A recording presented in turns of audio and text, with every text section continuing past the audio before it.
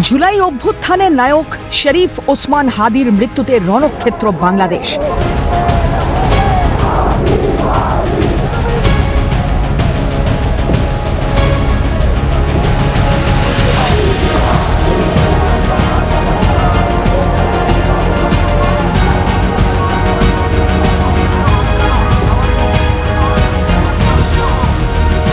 বঙ্গবন্ধু মুজিবুর রহমানের ঐতিহাসিক বাড়ি ভাঙচুর, আগুন ধরিয়ে দেওয়া হলো শেখ হাসিনার ছবি দেওয়া পোস্টারে, জায়গায় জায়গায় ভাঙচুর, অগ্নিসংযোগ, প্রকাশ্য রাস্তায় খুন হিন্দু যুবক, হামলা হলো ভারতীয় দূতাবাসেও। বৃহস্পতিবার রাতে সিঙ্গাপুরের হাসপাতালে মৃত্যু হয় ঢাকার রাস্তায় গুলিবিদ্ধ শরীফ ওসমান হাদির।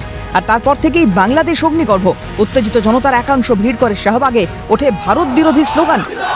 মুজিবাদ মুজিবাদ, দিল্লি না ঢাকা, ভারতীয় আগ্রাসন, মুখে দাও জনগণ, ক্ষমতা না জনতা,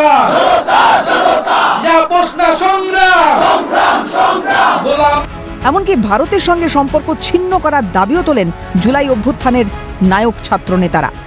আমাদের পক্ষ থেকে প্রথম দাবি হচ্ছে শরীফ ওসমান হাদির খুনিদেরকে যে কোনো মূল্যে অতি দ্রুত সময়ে ভারত থেকে ফেরত পাঠাতে হবে। এটা হচ্ছে বেসিক, এইটার বাইরে আমরা যাব না যতক্ষণ না এই খুনিদেরকে ভারত ফেরত দেবে। ততক্ষণ পর্যন্ত আমরা মনে করি না ভারতের সাথে কোনো স্বাভাবিক সম্পর্ক রাখা সম্ভব।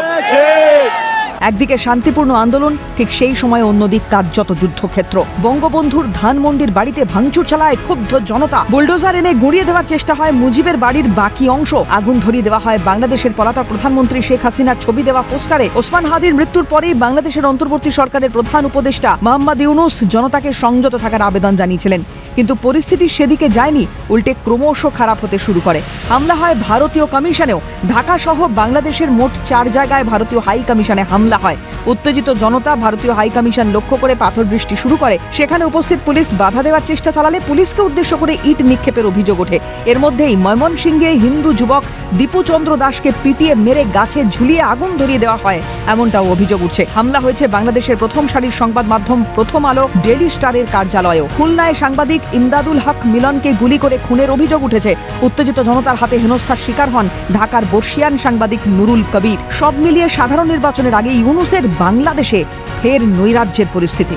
ক্যালকাটা নিউজ।